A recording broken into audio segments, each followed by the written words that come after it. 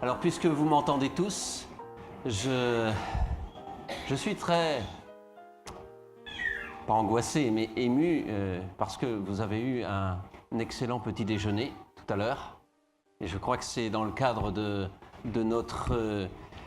nous comprenons que si nous vivons chaque jour dans cette espérance, je dirais dans cette certitude, eh bien, forcément, comme nous l'avons vu, nos gènes mauvais qui ont des signaux mauvais vont disparaître pour être remplacés par des gènes qui vont annoncer et vivre la gloire de Dieu dans notre être. Alors, je voulais commencer par ce passage de l'Épître aux Romains du premier chapitre. Paul, serviteur de Jésus-Christ, appelé à être apôtre, mis à part pour annoncer l'Évangile, qui avait été promis auparavant de la part de Dieu par ses prophètes dans les Saintes Écritures, et qui concerne son Fils, né de la postérité de David selon la chair, et déclaré Fils de Dieu avec puissance selon l'Esprit de sainteté, par sa résurrection d'entre les morts. C'est pourquoi il est déclaré Fils de Dieu, par sa résurrection d'entre les morts. Jésus-Christ, notre Seigneur, par qui nous avons reçu la grâce et l'apostolat pour amener en son nom, à l'obéissance de la foi tous les païens.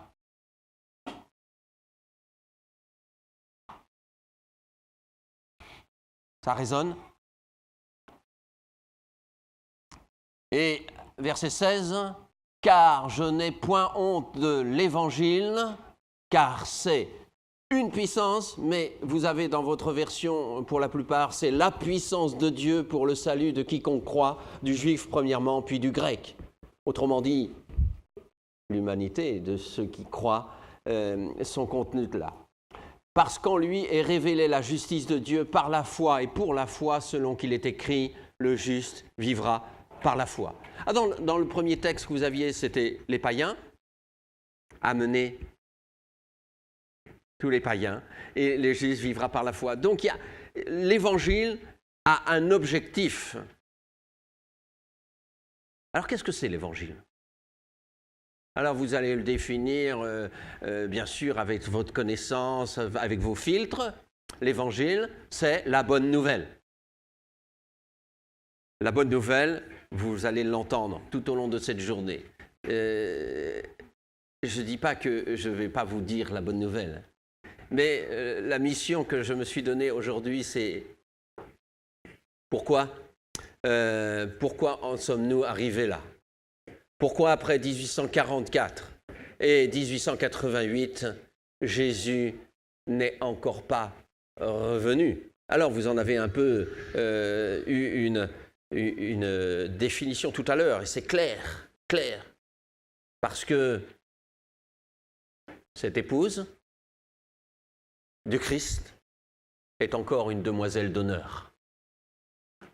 Une demoiselle d'honneur qui a un... Vous savez ce que c'est qu'une demoiselle d'honneur ? Vous lui demandez que fais-tu la semaine prochaine ? Ben, je vais au mariage. Je vais au mariage. Mais quel est son intérêt d'aller au mariage ? Pour épouser ? Non. Elle n'est pas l'épouse. Elle est demoiselle d'honneur. Et la petite fille va vous dire oui, je vais avoir des dragées, des bonbons, il va y avoir des fleurs, on va bien manger. Son intérêt, c'est pas l'époux. Elle est contente qu'il y ait un mariage, mais son intérêt, ce n'est pas l'époux. Or, l'épouse n'est pas intéressée par les flonflons de ce qui va se passer, elle est intéressée par l'époux.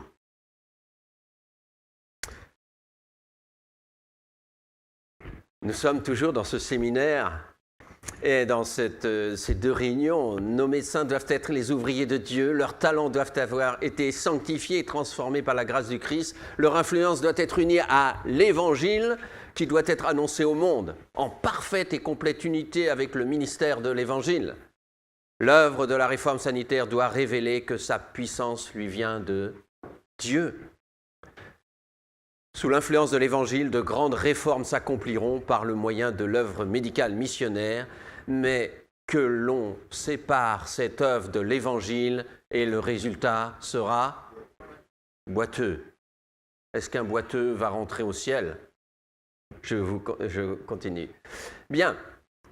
Je vis un autre ange qui volait par le milieu du ciel ayant un évangile éternel. L'évangile, s'il est éternel, il n'y en a qu'un. Il n'y en a qu'un. Pour l'annoncer aux habitants de la terre, à toute nation, à toute tribu, à toute langue et à tout peuple. Et bien sûr, il y a toute la suite. Je ne vais pas m'étendre, mais ça se termine, le message des 3 anges se termine ici. C'est ici la persévérance des saints qui gardent les commandements de Dieu et la foi de Jésus. Les fruits de l'Évangile, c'est garder les commandements de Dieu et la foi de Jésus. Vous pouvez vous efforcer à les garder, les commandements de Dieu, mais si ce n'est pas par la foi, avec la foi de Jésus, ce sera... La réforme sanitaire doit se trouver en bonne place dans la proclamation du message du 3e ange. Ces principes se trouvent dans la parole de Dieu. L'évangile de la santé doit être adjoint au ministère de la parole. Il rentre dans les desseins de Dieu que l'influence bienfaisante de la réforme sanitaire fasse partie du dernier grand effort en vue de la proclamation du message de l'évangile.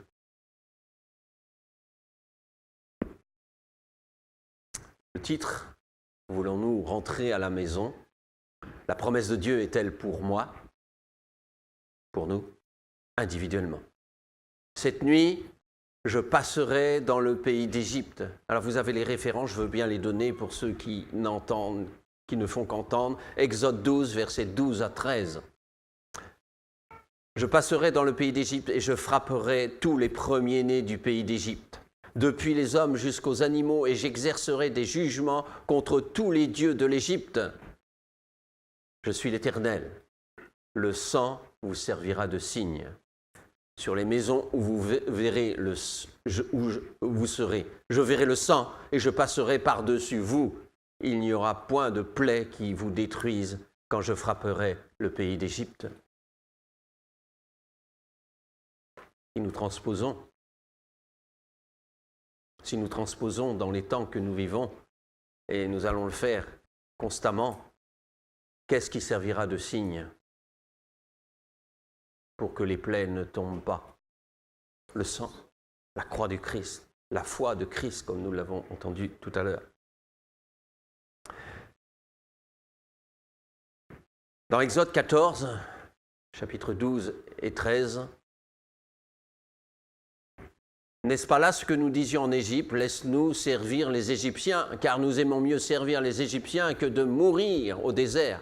Moïse répondit au peuple, ne craignez rien, restez en place et regardez la délivrance que l'Éternel va vous accorder en ce jour. Car les Égyptiens que vous voyez aujourd'hui, vous ne les verrez plus jamais.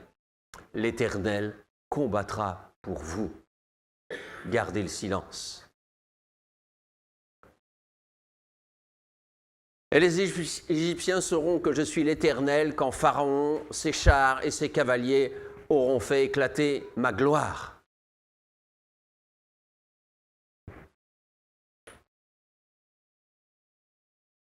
L'Éternel parla à Moïse et dit, envoie des hommes pour explorer le pays de Canaan que je donne aux enfants d'Israël. Tu enverras un homme de chacune des tribus, c'est dans Nombre 13, versets 1 à 3, de leur père. Tous seront des principaux d'entre eux. Moïse les envoya du désert de Paran, d'après l'ordre de l'Éternel. Tous ces hommes étaient des chefs des enfants d'Israël. Tous ces hommes avaient des responsabilités. Tous ici, nous avons des responsabilités. Nous ne sommes peut-être pas administrativement responsables, mais nous avons des responsabilités. Tels sont les noms des hommes que Moïse envoya. Il y avait la liste des noms, vous vous souvenez, donc il y avait Josué et Caleb dans cette liste. Et Moïse les envoya pour explorer le pays de Canaan, et il leur dit, montez ici par le midi, et vous monterez sur la montagne. Nombre 13, versets 16-17. Ça passe bien? Voilà, je vais un peu vite. Pardon. Alors, beaucoup d'entre nous se sont posé la question, pourquoi Dieu a-t-il demandé à Moïse d'envoyer des hommes s'il savait ce qui allait se passer? Eh bien, si vous lisez votre Bible, vous verrez qu'il y a le même passage, même événement qui est relaté dans le chapitre 1 de Deutéronome, versets 21-22. « Vois l'Éternel ton Dieu met le pays devant toi, prends en possession comme te l'a dit l'Éternel ton Dieu, le Dieu de tes pères, ne crains point, ne t'effraie point. Vous vous approchâtes tous de moi. » Autrement dit, une bonne partie d'Israël s'approche de Moïse. « Envoyons des hommes devant nous pour explorer le pays. » Est-ce qu'on comprend déjà un peu mieux? Oui, Moïse a envoyé des hommes, mais c'était une suggestion du peuple. Envoyons des hommes devant nous pour explorer le pays et pour nous faire un rapport sur le chemin par lequel nous y monterons et sur les villes où nous arriverons. C'est quoi ce pays? Canaan. De Canaan, quand verrons-nous? Vous connaissez ce chant. Eh bien, voilà que ces hommes demandent à Moïse, mais ok, c'est le pays que Dieu nous donne, mais si nous envoyions, et Moïse va dire, cet avis me parut bon. Ça nous rappelle aussi d'autres événements quand Josué, avec le peuple, va rentrer en Canaan. Ils ne consultèrent pas l'Éternel. Et vous savez, pour ces hommes qui vont venir faisant croire qu'ils venaient d'un pays lointain, et le texte biblique dit ils ne consultèrent pas l'Éternel pour savoir s'ils devaient les accueillir ou les considérer comme des ennemis, comme Dieu l'avait dit. Cet avis me parut bon, et je pris 12 hommes parmi vous, un homme par tribu. Ils partirent traverser la montagne et arrivèrent jusqu'à la vallée d'Eshcol, qu'ils explorèrent. Ils prirent dans leurs mains des fruits du pays et nous les présentèrent. Ils firent un rapport et dirent « C'est un bon pays que l'Éternel notre Dieu nous donne. » Je reviens à Nombre 13. Vous verrez le pays, ce qu'il est, et le peuple qui l'habite, s'il est fort ou faible, s'il est en petit ou en grand nombre, ce qu'est le pays où il habite, s'il est bon ou mauvais. Pouvait-il bon être mauvais, si ce pays, l'Éternel le donne? Ce que sont les villes où il habite, si elles sont ouvertes ou fortifiées, ce qu'est le terrain, s'il est gras ou maigre, s'il a des arbres ou s'il n'y en a point. Ça me fait penser souvent ce genre de questionnement. Mais, ok, nous allons avoir la vie éternelle, mais est-ce qu'on ne va pas s'ennuyer? Est-ce qu'il ne va pas y avoir comment ça va être là-haut? Est-ce que... Rien ne peut être meilleur que ce que l'Éternel veut nous donner. Ayez bon courage, prenez du fruit du pays, car c'était le temps des premiers raisins. Ah donc, voilà, nous nous retrouvons dans Nombre 13, versets 25-26. Ils furent de retour de l'exploration du pays au bout de 40 jours. Vous connaissez l'histoire, à leur arrivée, ils vont se rendre auprès de Moïse et d'Aaron et de toute l'assemblée des enfants d'Israël à Kadesh dans le désert de Paran. Ils leur firent un rapport, ainsi que toute l'assemblée. Ils leur montrèrent les fruits du pays. Verset 26 du Deutéronome. « Mais vous ne voulûtes point y monter, vous fûtes rebelles à l'ordre de notre Dieu. » Le titre, c'est toujours « Nous voulons-nous rentrer à la maison ?» Qu'est-ce qui a empêché le peuple d'Israël de rentrer en Canaan? Alors nous allons le voir. Vous murmurâtes dans vos tentes et vous dites « C'est parce que l'Éternel nous hait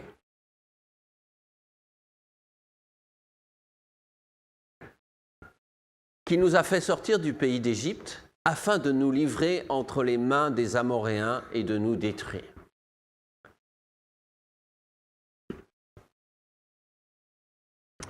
Voici ce qu'il raconterait à Moïse.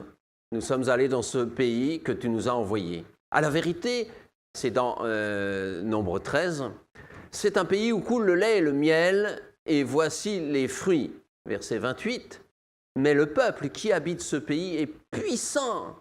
Les villes sont fortifiées, très grandes. Nous y avons eu des enfants d'Anak.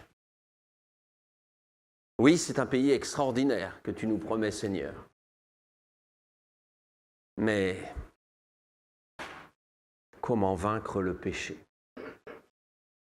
Comment entrer dans ce pays puisque nous sommes des pécheurs et que nous ne pouvons pas rentrer? C'est trop difficile. Il y a des géants. Alors la question, quels sont nos géants? Quels sont les géants qui nous empêchent de vivre cette foi qui doit nous permettre, qui peut seul nous permettre d'entrer dans le pays promis? Quels sont ces géants qui nous empêchent de passer de la petite demoiselle d'honneur à l'épouse de Jésus-Christ?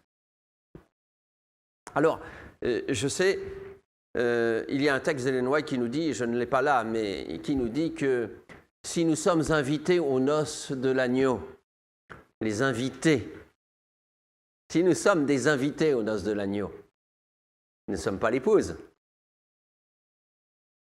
On comprend bien cela. Et on essaye de dire, ben oui, mais si on n'est pas l'épouse, alors si on n'est que des invités, il y a un problème. En fait, si nous sommes invités individuellement,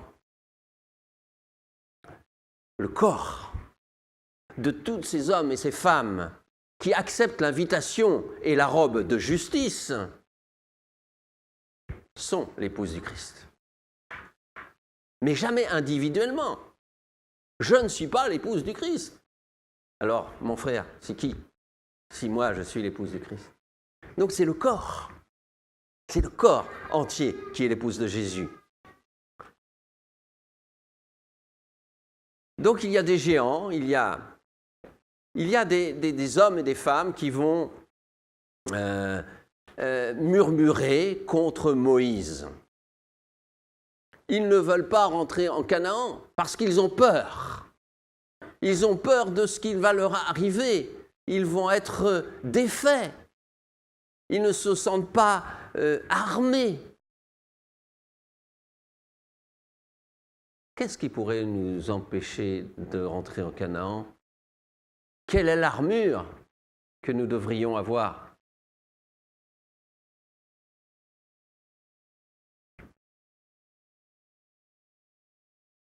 Alors, quelle est l'armure que nous devrions avoir?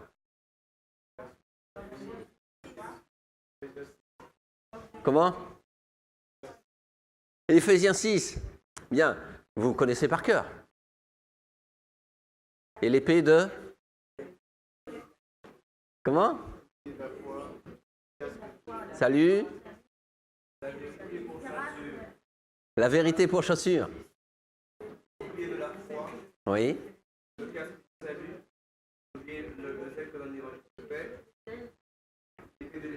Ah, voilà, l'épée de l'esprit. Bien. Le Seigneur a donné à son peuple l'épée de l'esprit pour que nous puissions discerner ce qui est bien de ce qui est mal, pour que nous puissions choisir où nous voulons aller. Alors, nous avons vu des enfants d'Anak, Nombre 13, verset 33.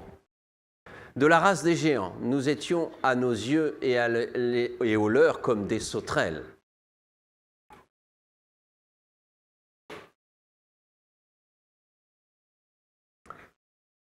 Chapitre 14 des Nombres commence sur une note très négative.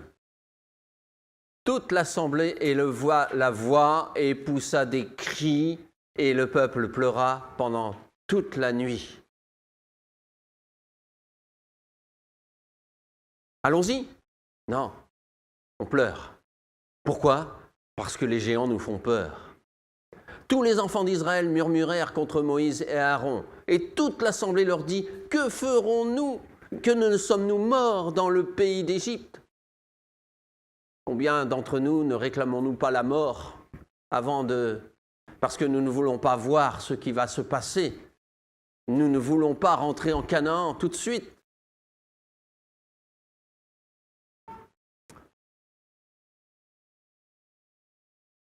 Que ne sommes-nous morts dans ce désert? Pourquoi l'Éternel nous faut-il aller dans ce pays où nous tomberons par l'épée et où nos femmes et nos petits-enfants deviendront une proie? Ils sont en train de prophétiser que le pays où ils vont aller, ça va être leur tombeau définitif. Ne vaut-il pas mieux pour nous de retourner dans le pays d'Égypte, dans le pays du péché? N'est-il pas meilleur, ce pays-là?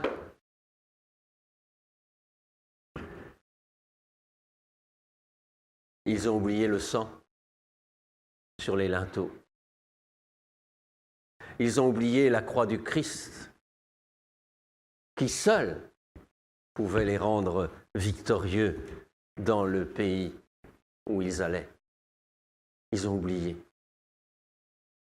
Frères et sœurs, chers amis, n'oublions jamais que le Seigneur nous a acquis. Il nous a acquis à lui et qu'il nous emmène dans la Canaan céleste, que nous sommes en route, mais que cette route, elle est merveilleuse, elle est extraordinaire, parce que nous sommes couverts par son sang.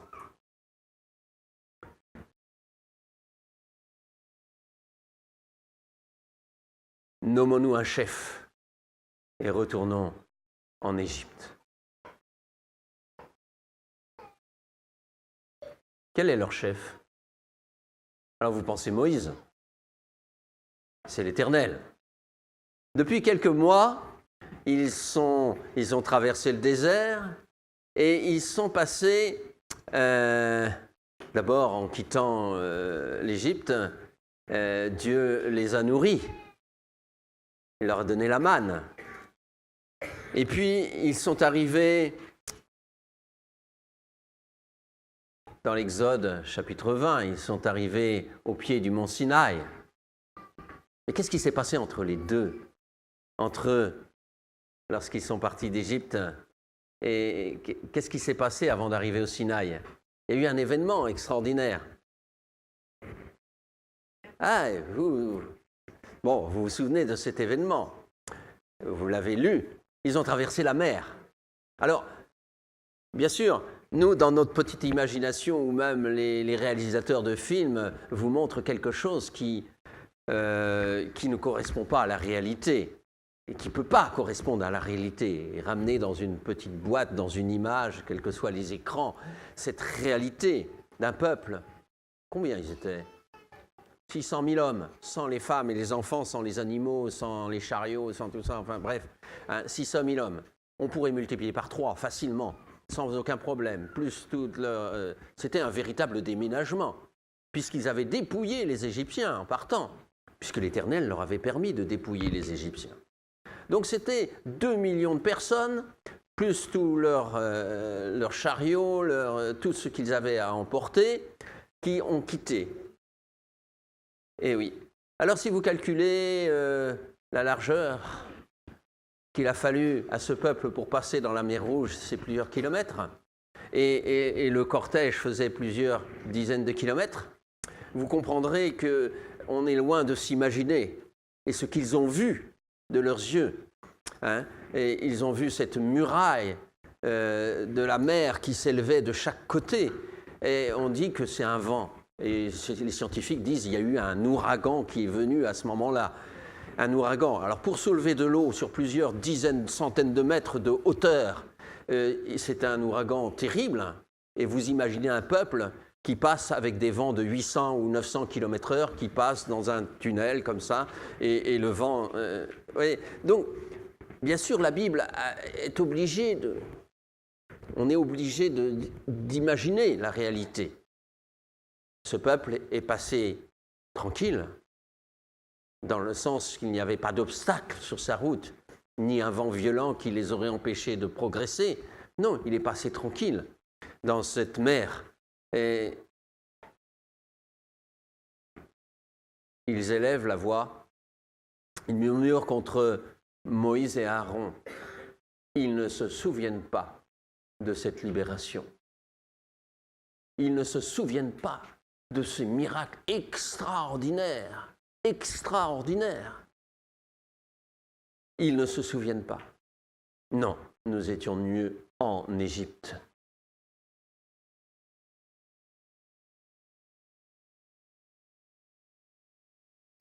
Moïse, Aaron tombèrent sur leur visage en présence de toute l'assemblée réunie des enfants d'Israël.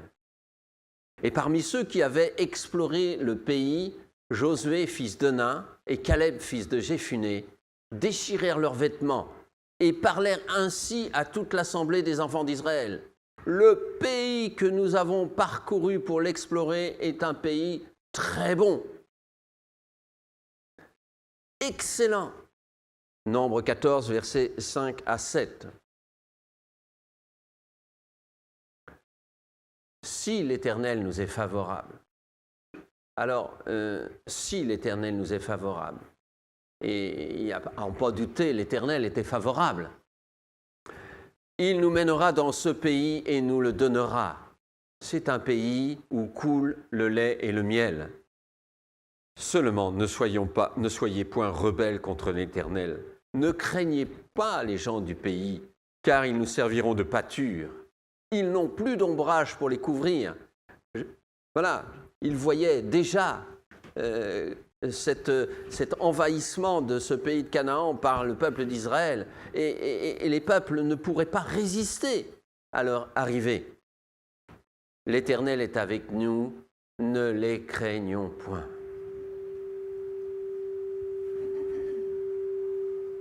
Petit Larsen. Ne les craignons point. Je vous invite toujours à transposer dans notre situation d'aujourd'hui. Et vous allez voir pourquoi on vous parle de ce sujet-là. Aujourd'hui, ici, toute l'Assemblée parlait de les lapider.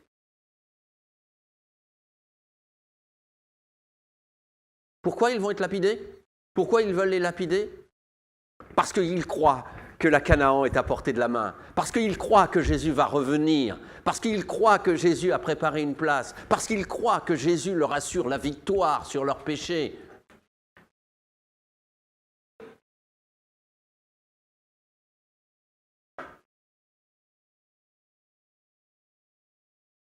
Pour ça, ils vont être lapidés. Lorsque la gloire de l'Éternel apparut sur la tente d'assignation, devant tous les enfants d'Israël. Et l'Éternel dit à Moïse, « Jusqu'à quand? Jusqu'à quand ce peuple me méprisera-t-il? Jusqu'à quand ne croira-t-il pas en moi? Jusqu'à quand allons-nous ne pas croire à cette promesse merveilleuse de victoire en Jésus-Christ? Malgré tous les prodiges que j'ai faits au milieu de lui. » Vous vous souvenez ce que le riche a dit dans la parabole du riche et de Lazare? Ce que Abraham a dit dans cette parabole. Ah, ils ne croiront pas en moi, même si quelqu'un des morts revenait vers eux pour leur parler. Ils ont Moïse et les prophètes qui les écoutent. Nous avons Moïse, nous avons les prophètes et nous avons l'esprit de prophétie. Non pas que nous possédons, mais l'esprit de prophétie a été donné à ce peuple du temps de la fin pour qu'il puisse être prêt, comprendre ce que Dieu dit. Et nous comprenons aussi que si nous refusons le prophète moderne qui nous a été donné, eh bien, nous ne pourrons pas avoir la foi ou manifester la foi qui est nécessaire pour ce temps-ci. Puisqu'il ne croit pas, je le frapperai par la peste et je le détruirai. Mais je ferai de toi, Moïse, une grande nation. Moïse dit à l'Éternel, les Égyptiens vont l'apprendre. Eux, du milieu duquel tu as fait monter ce peuple par ta puissance. Quel était le rôle du peuple pour sortir d'Égypte? Mettre le sang sur le linteau. Ils ont été délivrés et ils ont été chassés par les Égyptiens. Partez, partez, emportez tout ce que vous voulez, partez. Les Égyptiens, ceux duquel tu les as fait sortir, ils le diront aux habitants de ce pays. Ils savaient que toi, l'Éternel, tu es au milieu de ce peuple, que tu apparais visiblement, toi, l'Éternel, que ta nuée se tient sur lui, que tu marches devant lui le jour dans une colonne de nuée et la nuit dans une colonne de feu. Nous savons par la suite de l'histoire que ce passage des Hébreux était connu des autres peuples vers lesquels ils allaient.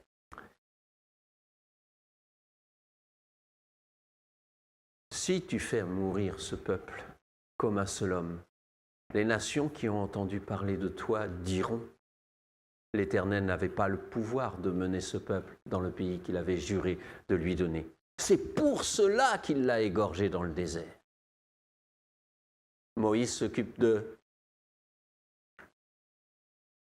quoi? Il s'occupe de la gloire de Dieu. Frères et sœurs, nous n'avons qu'une mission aujourd'hui.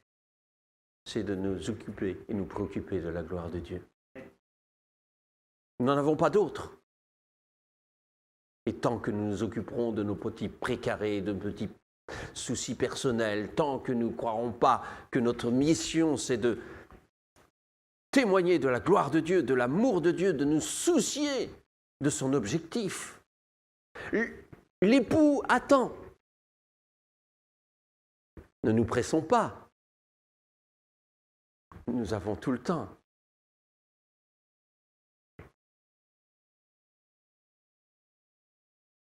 Jésus pleurait sur Jérusalem.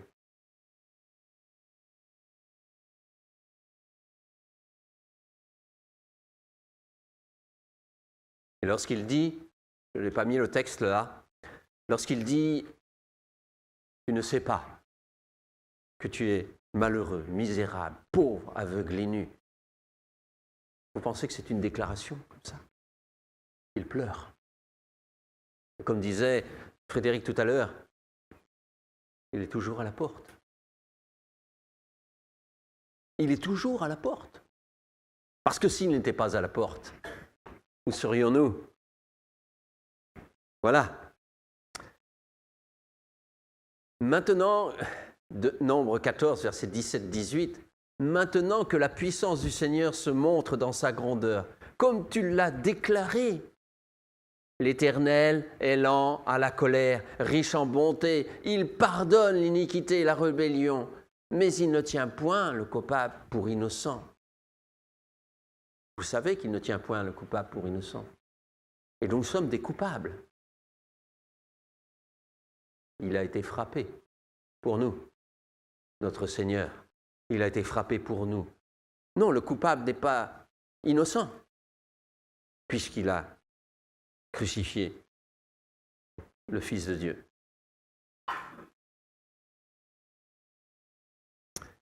Et l'Éternel va répondre, je pardonne l'iniquité de ce peuple selon la grandeur de ta miséricorde. Pardonne, donc plutôt Moïse dit, pardonne l'iniquité de ce peuple selon la grandeur de ta miséricorde, comme tu as pardonné à ce peuple depuis l'Égypte jusqu'ici. Pardonne-leur. Et l'Éternel dit, je pardonne comme tu l'as demandé, mais je suis vivant. Et la gloire de l'Éternel remplira toute la terre. Tous ceux qui ont vu ma gloire et les prodiges que j'ai faits en Égypte et dans le désert, tous ceux qui m'ont tenté déjà 10 fois et qui n'ont point écouté ma voix, tous ceux-là ne verront pas le pays que j'ai juré à leur père de leur donner. Tous ceux qui m'ont méprisé, Nombre 14, versets 23 à 24, ne le verront point, et parce que mon serviteur Caleb a été animé d'un autre esprit et qu'il a pleinement suivi ma voie, je le ferai entrer dans le pays où il est allé, et ses descendants le posséderont. Les descendants de Caleb ont possédé effectivement le pays de Canaan, mais il a été animé d'un autre esprit. Il avait la foi que le pays lui était donné au peuple d'Israël. Alors maintenant, la sanction.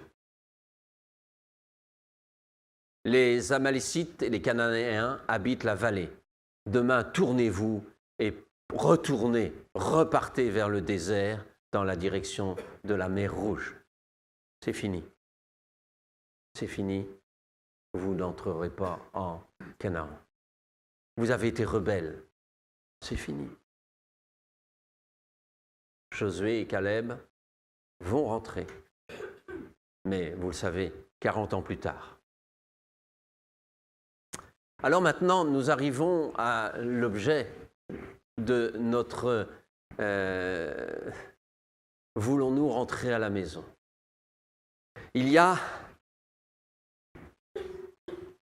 un événement dont on parle peu, sauf ici. Il y a la crise la plus terrible qui a eu lieu dans l'Église adventiste. Depuis sa création, c'est la crise de 88. Bien sûr, ces choses, comme par enchantement, n'apparaissent pas dans les documents vulgarisés. Ces choses n'apparaissent pas. Vous savez, j'ai écouté un jour une conférence d'un archéologue, d'un spécialiste de l'archéologie, et qui était convaincu que la Bible disait vrai. Et il disait, tout a été fait pour que le passage du peuple d'Israël en Égypte n'apparaisse nulle part. N'apparaisse nulle part. Tout a été fait pour qu'on ne puisse pas, avec l'archéologie, avec tous les moyens, sauf à travers de la Bible, pour qu'on ne puisse pas voir que le peuple d'Israël était passé en Égypte, pour qu'on ne voie pas la faillite de Pharaon et de son désir de destruction. Tout a été fait. Mais je crois que tout a été fait pour que cette crise qui a eu lieu dans l'Église adventiste ne soit pas un élément témoignant de ce que nous risquons de reproduire et que nous reproduisons constamment dans les étapes de la vie de notre mouvement. Tout a été fait et heureusement qu'il y a des archives, il y a des choses qui se passent. Alors, nous avons vu tout à l'heure que le peuple parlait de les lapider. Ellen White nous dit « J'ai vu que Jones et Wagoner, ces deux hommes qui en 1888 à la conférence générale ont commencé à annoncer et à parler de la justification par la foi, qui était une nécessité pour que ce peuple, né de la prophétie, arrête de croire que la prophétie était leur objectif, mais comprennent que la croix du Christ était l'objectif de la prédication. J'ai vu que Jones et Waggoner avaient leur contrepartie en Josué et Caleb. C'est le prophète de Dieu que Dieu a donné pour la fin des temps. De même que les enfants d'Israël avaient lapidé les espions avec des pierres littérales, vous avez lapidé ses frères avec des pierres de sarcasme et de ridicule. J'ai vu que vous avez volontairement rejeté. Ce n'est pas un rejet parce qu'ils ne savent pas. Ils ne savent pas, non. Vous avez rejeté ce que vous saviez être la vérité. Simplement parce qu'elle était trop humiliante pour votre dignité. J'ai vu que quelques-uns d'entre vous, dans vos tentes, faisaient des simagrées et toutes sortes de manières pour ridiculiser ces deux frères. J'ai vu aussi que si vous aviez accepté leur message, nous serions déjà dans le royaume à partir de cette date. Mais maintenant, nous devons retourner dans le désert et y rester 40 années. Et c'est bien plus de 40 années. Alors on me dira, oui, mais alors donc elle s'est trompée parce que ça fait plus de 40 ans. Et oui, mais le même, comment dirais-je, la même tristesse de notre Dieu perdure, puisque l'épouse ne se prépare pas comme elle le devrait.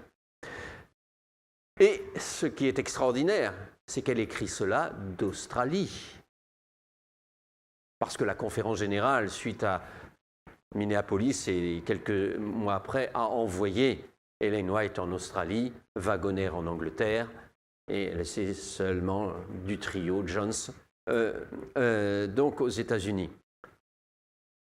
Elle a vu. Ce n'est pas une vue de l'esprit, dans le sens, elle a imaginé ce qui pouvait se passer. Non, elle a vu. Dieu lui a montré en vision que pendant que des dirigeants étaient dans leur tente en train de ridiculiser Jones et Waggoner, en train d'imiter leur mimique, leur défaut d'apparence.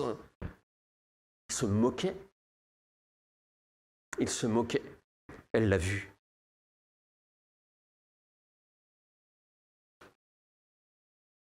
En 1888, lors de la conférence générale tenue à Minneapolis, l'ange d'Apocalypse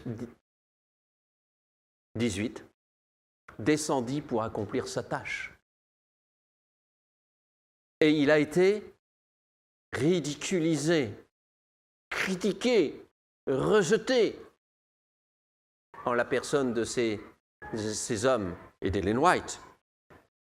Et quand le message qu'il portera à nouveau deviendra un grand cri, il sera ridiculisé. Et on dira du mal de lui et il sera rejeté par la majorité.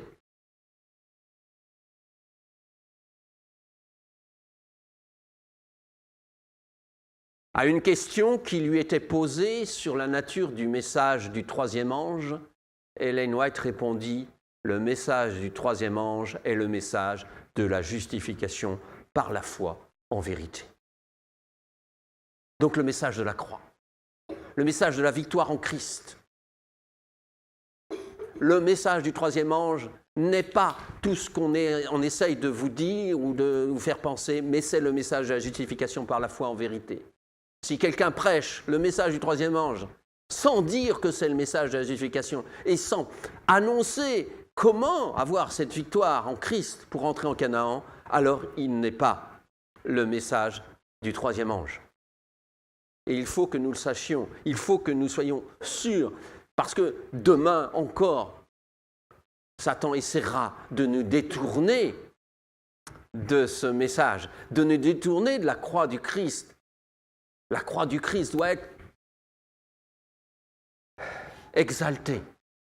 Ellen White dira, il n'y a qu'une seule chose qui est au-dessus du trône de Dieu,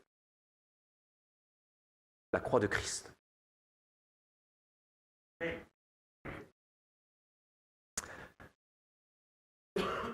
Voulons-nous rentrer à la maison examinez toutes choses. Éphésiens, première épître aux Thessaloniciens, au chapitre 5. Examinez toutes choses. Retenez ce qui est bon. Abstenez-vous de toute espèce de mal.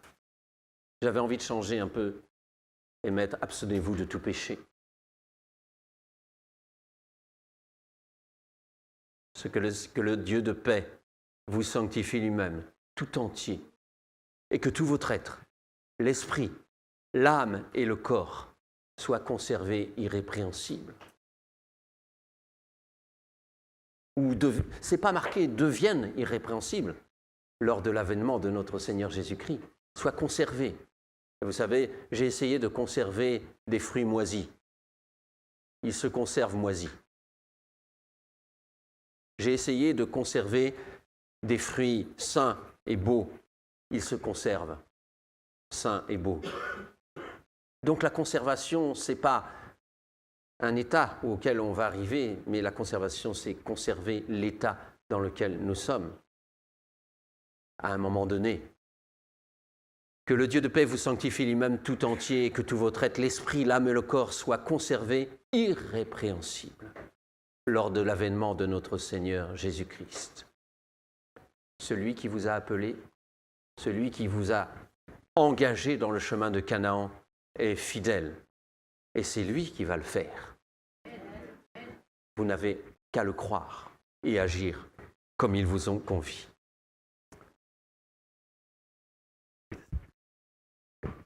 Voilà. C'était l'historique et je voulais absolument que nous puissions entendre. Alors vous avez, si vous voulez des compléments d'information, vous avez tous les livres que vous pourrez commander à partir de ce soir, ou commander même maintenant, mais les voir à partir de ce soir. Il y a 1600 pages en anglais qui sont conservées sur cette affaire de 88. Et donc on peut puiser, mais ce n'est pas vulgarisé, sinon par Sentinelle des Temps. Que le Seigneur vous bénisse et vous donne d'étudier et de vous engager, chacun individuellement, pour exalter Jésus-Christ. Amen.